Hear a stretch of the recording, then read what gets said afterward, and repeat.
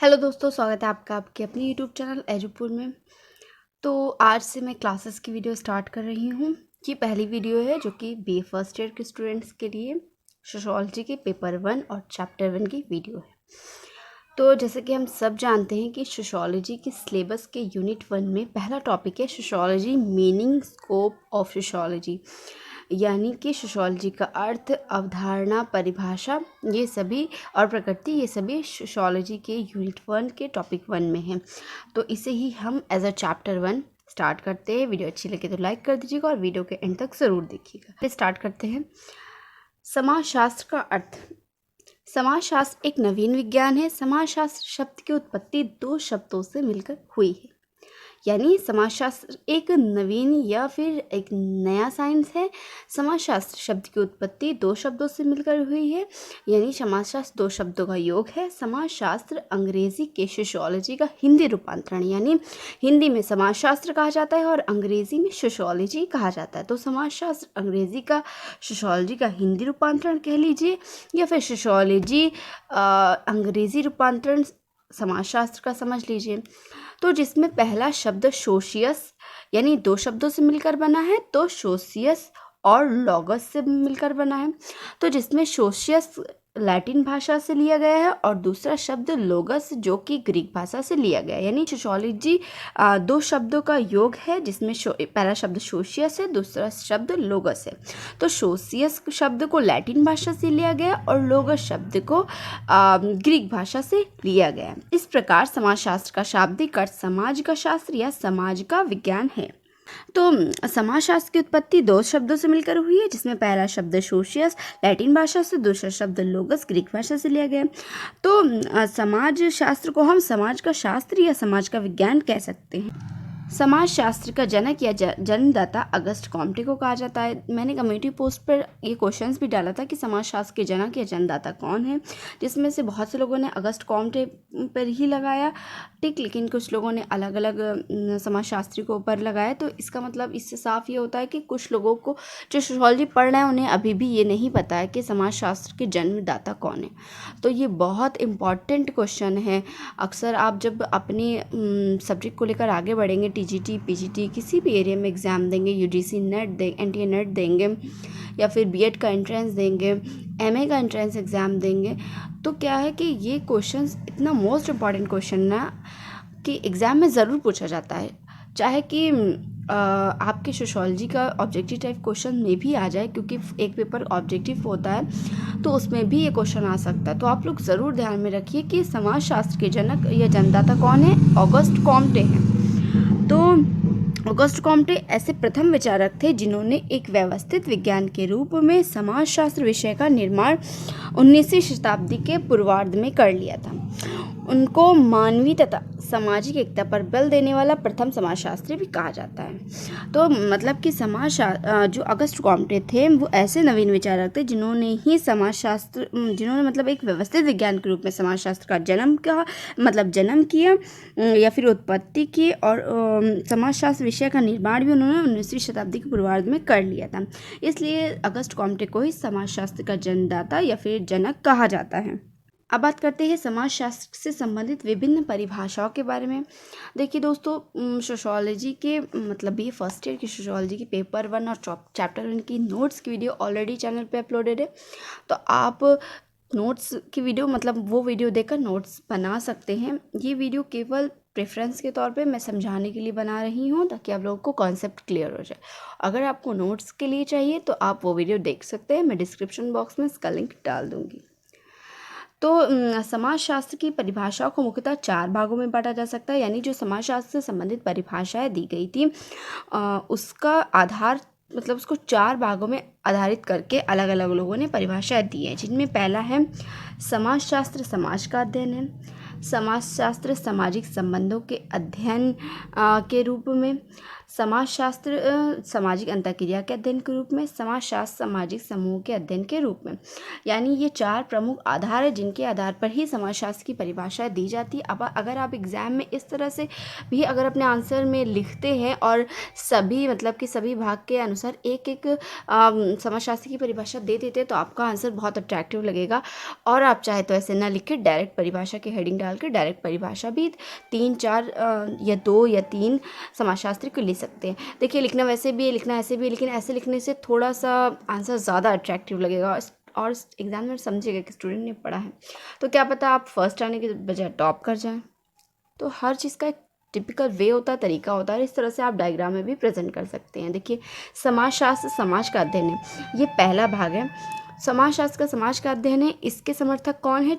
3 लोग हैं, वॉर्ड हैं, गिडिंग्स हैं, ओडम है। यानी समाजशास्त्र समाज का अध्ययन है, इस संबंध में वॉर्ड, गिडिंग्स और ओडम ने अपनी परिभाषाएं दी हैं। यदि हम वॉर्ड की बात करें तो वॉर्ड का कहना है कि समाजशास्त्र समाज का विज्ञान है। यानी वॉर्ड अपनी परिभाषा में कहते हैं कि समाजशास्त्र समाज का विज्ञान है। यानी समाजशास्त्र जैसे कि नाम ही है कि समाज का शास्त्र, यानी ये ऐसा शास्त्र है जो समाज के संबंधित विभिन्न पहलुओं का अध्ययन करता है। इसलिए वॉर्ड ने समाजशास्त्र को समाज का अध्ययन या फिर विज्ञान कहा है। यदि बात करें गिडिंग्स की परिभाषा के बारे में तो गिडिंग्स ने कहा है कि समाजशास्त्र समाज का वैज्ञानिक अध्ययन है। देखिए वॉर्ड कह रहे हैं कि समाजशास्त्र समाज का विज्ञान है, जबकि गिडिंग्स कह रहे हैं कि समाजशास्त्र समाज का वैज्ञानिक अध्ययन। यानी गिडिंग्स के अनुसार समाजशास्त्र वो शास्त्र है जो समाज के विभिन्न पहलुओं का वैज्ञानिक पद्धति के अनुसार अध्ययन करता है। वॉर्ड ने तो समाजशास्त्र को समाज का ही विज्ञान कह दिया कि समाजशास्त्र समाज का ही विज्ञान है, परंतु गिडिंग्स ने क्या कहा कि समाजशास्त्र समाज का वैज्ञानिक अध्ययन है। यानी ये समाज की विभिन्न परिस्थितियाँ प्रॉब्लम्स का सामना सामाजिक पद्धति के आधार पर करते हैं। यदि ओडम्स की बात किया जाए तो ओडम्स कहते हैं कि समाजशास्त्र वह विज्ञान जो समाज का अध्ययन करता है। वॉर्ड ने क्या कहा कि समाजशास्त्र समाज का विज्ञान है, गिडिंग्स ने कहा कि समाजशास्त्र समाज का वैज्ञानिक अध्ययन है, जबकि ओडम्स ने कहा कि समाजशास्त्र वह विज्ञान है जो समाज का अध्ययन करता है, समाज का वैज्ञानिक अध्ययन करता है। यानी इन सभी जो समाजशास्त्र ने अपनी अपनी परिभाषाएं दी हैं उनमें यही कहा है कि समाज का अध्ययन तो है परंतु वैज्ञानिक अध्ययन है। सेकेंड आधार है समाजशास्त्र सामाजिक संबंधों के रूप में। तो इसमें इस तर्क के आधार पर 4 लोगों ने अपनी परिभाषा दी है, मैकाइवर एवं पेज ने, क्यूबर ने, मैक्स वेबर ने, अर्नोल्ड एम रोज ने। यदि मैकाइवर एवं पेज के कथन की बात करें तो उन्होंने अपनी परिभाषा में कहा कि समाजशास्त्र सामाजिक संबंधों के विषय में है, संबंधों के इसी जाल को हम समाज कहते हैं। यानी मैकाइवर एवं पेज कह रहे हैं कि समाजशास्त्र समाज के उन सभी संबंधों के विषय में एक शास्त्र है और इन संबंधों के जाल को हम समाज भी कह सकते हैं। यानी मैकाइवर एवं पेज ने अपनी परिभाषा में समाज को संबंधों का एक जाल कहा है। यदि क्यूबर की परिभाषा के बारे में बात करें तो क्यूबर ने कहा कि समाजशास्त्र को मानव संबंधों के वैज्ञानिक ज्ञान की शाखा के रूप में परिभाषित किया जा सकता है। यानी क्यूबर क्या कह रहे हैं कि समाजशास्त्र को हम मानव संबंध जो हैं उनको वैज्ञानिक ज्ञान की एक शाखा के रूप में भी कह सकते हैं। तो क्यूबर सामाजिक संबंधों को एक वैज्ञानिक ज्ञान की शाखा के रूप में प्रस्तुत करने का प्रयास कर रहे हैं। यदि मैक्स वेबर की बात करें तो मैक्स वेबर के अनुसार समाजशास्त्र प्रधानता सामाजिक संबंधों तथा कृत्यों का अध्ययन है। यानी मैक्स वेबर क्या कह रहे हैं कि समाजशास्त्र प्रधानता सामाजिक संबंधों और कृत्यों का अध्ययन। यानी मैक्स वेबर के अनुसार समाजशास्त्र में प्रथम रूप से यानी प्रायोरिटी लेवल पे सामाजिक संबंधों और उन सामाजिक संबंधों के विभिन्न कृत्यों कर्मों का अध्ययन किया जाता है, तो वही समाजशास्त्र है।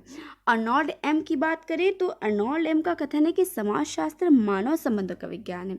यदि ऊपर वाले टॉपिक की बात करें तो वहाँ पे कहा गया कि समाजशास्त्र समाज का अध्ययन है, वैज्ञानिक अध्ययन है, समाजशास्त्र समाज के वैज्ञानिक अध्ययन के रूप में कार्य करता है। लेकिन इस वाले के आधार में क्या कहा कि समाजशास्त्र सामाजिक मानव संबंधों का एक विज्ञान है। तो यहाँ पे जिन समाजशास्त्री अपनी अपनी परिभाषाएं दी है वो सभी समाजशास्त्र को के संबंधों के वैज्ञानिक अध्ययन के रूप में प्रस्तुत करने का प्रयास कर रहे हैं। अब बात करते हैं थर्ड टॉपिक यानी समाजशास्त्र सामाजिक अंतःक्रियाओं के अध्ययन के रूप में। तो इसमें भी 4 लोगों ने अपनी अपनी परिभाषाएं दी है। पहला ग्लीन एवं ग्लीन, गिन्सबर्ग, जॉर्ज सिमेल और हॉबहाउस। तो यदि ग्लीन एवं ग्लीन की परिभाषा के अनुसार बात करें तो ग्लीन एवं ग्लीन का कहना है कि व्यक्तियों के एक दूसरे के संपर्क में आने के फलस्वरूप उत्पन्न होने वाले अंतःक्रिया के अध्ययन को समाजशास्त्र कहा जाता है। यानी ग्लीन एवं ग्लीन के अनुसार समाजशास्त्र क्या है? व्यक्तियों के आपस में जो संपर्क में आने से जो अंतःक्रिया होती है उसे ही हम समाजशास्त्र कह सकते हैं। यदि गिन्सबर्ग की परिभाषा के बारे में बात करें तो गिन्सबर्ग का कहना है कि समाजशास्त्र मानवीय अंतःक्रिया तथा अंतर संबंधों और उनकी दशाओं परिणामों का अध्ययन। यानी गिन्सबर्ग क्या कह रहे हैं कि समाजशास्त्र वो अध्ययन है जो मानवीय अंतःक्रिया और अंतर संबंध में जो भी दशाएं उत्पन्न होती हैं उनके परिणाम और दशाओं का अध्ययन है। जॉर्ज सिमेल के अनुसार यदि बात करें तो जॉर्ज सिमेल का कहना है कि समाजशास्त्र मानवीय अंतर क्रियाओं का तथा अंतर संबंधों के स्वरूपों का विज्ञान है। यानी ये भी वही बात कह रहे हैं कि समाजशास्त्र अंतर संबंधों, अंतर क्रियाओं और इन सभी अंतर क्रियाओं का अध्ययन है। हॉबहाउस के अनुसार समाजशास्त्र की विषय वस्तु मानव मस्तिष्क में उत्पन्न होने वाली अंतर क्रिया है। हॉबहाउस क्या कह रहे हैं कि समाजशास्त्र वो विषय है जो मानव मस्तिष्क में विभिन्न प्रकार की जो अंतर क्रिया उत्पन्न होती उनसे संबंधित है।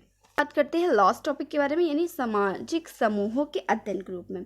तो सामाजिक समूहों के अध्ययन के रूप में केवल एक ने परिभाषा दी है जो कि है जॉनसन। केवल जॉनसन का मानना है कि सामाजिक समूहों के अध्ययन के रूप में समाजशास्त्र का अध्ययन किया जाना चाहिए। यानी उनके अनुसार समाजशास्त्र सामाजिक समूह का विज्ञान है। समाजशास्त्र सामाजिक अंतर्क्रियाओं की ही व्याख्या करता है। यानी जॉनसन कह रहे हैं कि समाजशास्त्र को केवल सामाजिक संबंधों का अध्ययन कह देने से काम नहीं चलने वाला। इसका प्रमुख कारण ये है कि सामाजिक संबंध बहुत ही साधारण हो सकते हैं और घनिष्ठ भी हो सकते हैं। तो इस प्रकार के संबंध सहयोग पूर्ण भी हो सकते हैं और विरोधी भी हो सकते हैं। तो इस स्थिति में यदि सामाजिक संबंध के अध्ययन को समाजशास्त्र कह दिया जाए तो किसी निश्चित निष्कर्ष पर नहीं पहुंचा जा सकता। इसलिए इनका कहना है कि ठीक यही होगा कि समाजशास्त्र को हम सामाजिक समूह का अध्ययन कहें। यानी जॉनसन कह रहे हैं कि समाजशास्त्र सामाजिक संबंधों का अध्ययन कहने से काम नहीं चलेगा। इसका मेन कारण क्या है कि सामाजिक संबंध साधारण भी हो सकते हैं, घनिष्ठ भी हो सकते हैं, कभी एक दूसरे के पूर्ण मतलब सहयोगी भी होते हैं, कभी विरोधी भी होते हैं। तो इस स्थिति में सामाजिक संबंध के अध्ययन को यदि समाजशास्त्र हम कह देंगे तो किसी निष्कर्ष पर नहीं पहुंच सकते। इसलिए समाजशास्त्र को सामाजिक समूह का अध्ययन कहा जाना चाहिए। इस प्रकार इन सभी परिभाषा को देखते हुए हम ये कह सकते हैं कि समाजशास्त्र संपूर्ण समाज का समग्र इकाई के रूप में अध्ययन करने वाला विज्ञान है। इसमें सामाजिक संबंधों का व्यवस्थित अध्ययन किया जाता है। सामाजिक अंतरक्रिया एवं सामाजिक मूल्यों के अध्ययन पर इस शास्त्र में विशेष जोर दिया जाता है। यानी यदि हम इन परिभाषाओं को इन चारों टॉपिक्स के रूप में देखें, यानी समाजशास्त्र समाज का अध्ययन है, समाजशास्त्र सामाजिक संबंधों के अध्ययन के रूप में, समाजशास्त्री सामाजिक अंतर्क्रिया के अध्ययन के रूप में और समाजशास्त्र सामाजिक समूह के अध्ययन के रूप में, यदि आप इन चारों टॉपिक को याद कर लेंगे तो आपके लिए परिभाषा रटना तो बहुत आसान हो जाएगा। यानी पहले वाले टॉपिक में जो समाजशास्त्री है वो कह रहे हैं कि समाजशास्त्र समाज का अध्ययन है या फिर एक वैज्ञानिक अध्ययन है। दूसरे वाले टॉपिक में समाजशास्त्री कह रहे हैं कि सामाजिक संबंधों के अध्ययन के रूप में हमें समाजशास्त्र का अध्ययन करना चाहिए या फिर समाज एक सामाजिक संबंधों का जाल है। दूसरे टॉपिक में समाजशास्त्री क्या कह रहे हैं कि सामाजिक जो अंतरक्रिया, परस्पर लोग एक दूसरे से मिलते जो अंतरक्रिया होती है, समाजशास्त्र उसका अध्ययन है। और जो लास्ट वाला है उसमें जॉनसन कह रहे हैं कि समाज को यदि हम सामाजिक संबंधों का जाल कहेंगे तो ये कहना उचित नहीं होगा, क्योंकि संबंध साधारण भी होते हैं, विरोधी भी होते हैं, सहयोगी भी होते हैं। तो इस प्रकार हम समाज को सामाजिक संबंधों के अध्ययन के रूप में देख सकते हैं। उपयुक्त परिभाषाओं के अवलोकन से यह स्पष्ट होता है कि समाजशास्त्र की परिभाषा में समाजशास्त्रियों ने कई दृष्टिकोण अपनाए। जैसे समाजशास्त्र समाज का विज्ञान है, समाजशास्त्र सामाजिक संबंधों का विज्ञान है, समाजशास्त्र समूहों में मानव व्यवहार का अध्ययन है, समाजशास्त्र सामाजिक क्रिया का अध्ययन भी है, समाजशास्त्र मानवीय संबंधों के स्वरूप का भी अध्ययन है और समाजशास्त्र सामाजिक समूहों अथवा सामाजिक व्यवस्था का अध्ययन भी है। तो इस प्रकार इन सभी दृष्टिकोणों में ये विचार समान रूप से निहित है कि समाजशास्त्र का संबंध मानवीय संबंधों से है। इसकी विषय वस्तु व्यक्ति नहीं अपितु समाज है। यद्यपि व्यक्ति को समाज के वर्णन में भुलाया भी नहीं जा सकता। व्यक्ति तभी मनुष्य बनता है जब वह सामाजिक संबंधों में प्रवेश करता है। सामाजिक जीवन के विभिन्न रूप जैसे राजनीतिक, आर्थिक तथा सामाजिक संबंधों की अभिव्यक्ति है। तो दोस्तों अब बात करते हैं समाजशास्त्र के विषय क्षेत्र के बारे में। तो समाजशास्त्र के विषय क्षेत्र को दो रूपों में बांटा जा सकता है। यानी समाजशास्त्र के विषय क्षेत्र के बारे में जो प्रमुख विद्वान है वो एक मत नहीं है, इसलिए समाजशास्त्र के विषय क्षेत्र को दो भागों में बांटा जाता है। पहला स्वरूपात्मक विचारधारा और दूसरा समन्वयात्मक विचारधारा। यदि स्वरूपात्मक विचारधारा के बारे में बात करें तो इस संप्रदाय के प्रमुख प्रवर्तक यानी इसके जो सपोर्टर थे, समर्थक थे, वो कौन थे? जॉर्ज सिमेल थे, स्मॉल थे, वीरकांत थे, मैक्स वेबर, वॉन वीज आदि विद्वान थे। तो देखिए दोस्तों, आप इन्हें इस तरह से डायग्राम में भी प्रेजेंट कर सकते हैं। मेरी माने तो आपको डायग्राम में ही प्रेजेंट करना चाहिए। डायग्राम प्रेजेंट करने से आंसर बहुत ही अट्रैक्टिव लगता है। तो दोस्तों यदि स्मॉल के मत के बारे में बात करें तो स्मॉल ये मानते हैं कि समाजशास्त्र सामाजिक संबंधों का विशिष्ट अध्ययन है। यानी स्मॉल कहते हैं कि समाजशास्त्र जो समाज में विभिन्न संबंध होते हैं उनका एक विशिष्ट अध्ययन है। उनके अनुसार समाजशास्त्र का कार्य सामाजिक संबंधों और व्यवहारों या क्रियाओं के जो मूल रूप होते हैं उसका विशिष्ट अध्ययन करना नहीं, बल्कि समाज में होने वाली विभिन्न प्रत्येक घटनाओं और क्रिया का भी अध्ययन करना है। यदि वीरकांत की बात करें तो इनके अनुसार समाजशास्त्र को मानसिक संबंधों के उन स्वरूपों का अध्ययन करना चाहिए जो एक दूसरे को बांधते हैं। यानी वीरकांत कहते हैं कि समाजशास्त्र में जो मानसिक संबंध के जो स्वरूप होते हैं उनका अध्ययन करना चाहिए जो एक दूसरे को बांधे रखते हैं। यदि वॉन वीज की बात करें तो वॉन वीज का विचार है कि समाजशास्त्र के अध्ययन के क्षेत्र के अंतर्गत सामाजिक संबंधों के स्वरूपों का भी अध्ययन किया जाना चाहिए। यदि मैक्स वेबर के विचार के बारे में बात करें तो इनके अनुसार समाजशास्त्र को सामाजिक व्यवहार का अध्ययन करना चाहिए। यानी मैक्स वेबर कहते हैं कि समाजशास्त्र में जो अध्ययन होना चाहिए वो सामाजिक व्यवहार का होना चाहिए। तो सामाजिक व्यवहार इस प्रकार की ऐसी क्रिया है जो कर्ता के अभिप्राय से दूसरों के व्यवहार से संबंधित और उसी से निश्चित होती है। यानी जो कार्य कर रहा है उसके व्यवहार से संबंधित भी होती है और उसी से निश्चित भी होती है। यदि टॉनिज की बात करें तो टॉनिज ने शुद्ध समाजशास्त्र के अध्ययन करने की दलील दी है। इन्होंने समाज एवं समुदाय में संबंधों के स्वरूपों के आधार पर अंतर किया है। अब बात करते हैं दूसरे प्रकार यानी समन्वयात्मक संप्रदाय के बारे में। तो इस समुदाय के प्रमुख प्रवर्तक दुर्खीम, लेस्टरवॉर्ड, सोरोकिन, हॉबहाउस आदि थे। यानी इस विषय क्षेत्र के सपोर्टर कौन थे? दुर्खीम, लेस्टरवॉर्ड, सोरोकिन, हॉबहाउस आदि। तो देखिए दोस्तों, आप इसे भी डायग्राम में कन्वर्ट करके प्रेजेंट कर सकते हैं। सबसे पहले बात करते हैं दुर्खीम के विचार के बारे में। तो दुर्खीम का मत है कि प्रत्येक समाज के अपने कुछ विचार और भावनाएं होती हैं जिन्हें स्थायी रूप देने के लिए उस समाज के सदस्य सदैव प्रयत्नशील या फिर कार्यरत रहते हैं और स्वयं भी उसमें भाग लेते हैं। धीरे धीरे सामूहिक चेतना पर आधारित यही विचार और कार्य करने का तरीका भी एक समाज की आधारभूत विशेषता भी बन जाती है। यदि लेस्टरवॉर्ड के विचार के बारे में बात करें तो इनके अनुसार जिस प्रकार रसायन शास्त्र में दो वस्तुओं को मिला देने से एक नई वस्तु का जन्म हो जाता है और उसका अध्ययन रसायन शास्त्र करता है, उसी प्रकार समाजशास्त्र ज्ञान की विभिन्न शाखाओं का समन्वय भी मात्र है। यानी इनके अनुसार जिस तरह केमिस्ट्री में विभिन्न प्रकार के तत्वों को मिलाकर उसका अध्ययन किया जाता है, इसी प्रकार समाजशास्त्र भी विभिन्न शाखाओं का समन्वय मात्र है।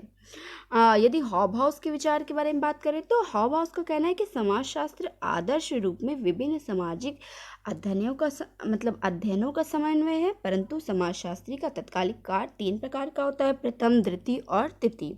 सरोकिन के विचार के अनुसार समाजशास्त्र में विभिन्न तत्व होने चाहिए, जैसे सामाजिक घटना, वस्तु के विभिन्न पहलुओं का संबंध का ज्ञान होना चाहिए, सामाजिक एवं असामाजिक घटनाओं के संबंधों का अध्ययन करना चाहिए, सामाजिक घटनाओं के समान विशेषताओं का भी अध्ययन करना चाहिए। इस प्रकार उपयुक्त दोनों विचारधाराएं परस्पर विरोधी हैं तथा दोनों का समान महत्व है।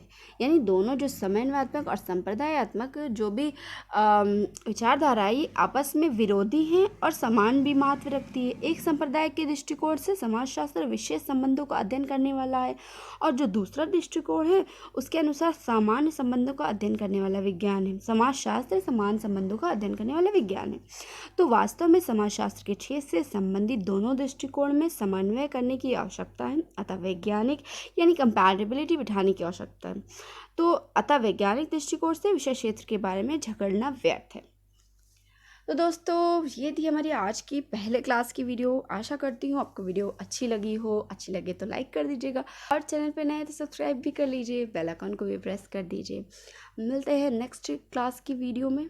अगर आपको किसी और सब्जेक्ट से रिलेटेड क्लासेस की वीडियो भी चाहिए तो आप लोग प्लीज़ कमेंट डाउन करके बता सकते हैं। वीडियो में जो भी प्रॉब्लम्स दिक्कत आ रही हो, स्पीड की प्रॉब्लम हो, तो आप लोग उसके लिए भी मुझे फीडबैक्स दे सकते हैं। हम उसे ज़रूर ध्यान में रखेंगे। तो आप लोग मुझे इंस्टाग्राम पे भी फॉलो कर सकते हैं। मेरा हैंडल है @eduport27। अगर कोई प्रॉब्लम हो आप मुझे वहाँ डायरेक्ट DM भी कर सकते हैं। मिलते हैं नेक्स्ट वीडियो में, तब तक के लिए अपना खूब ख्याल रखिए, खुश रहिए। Bye bye.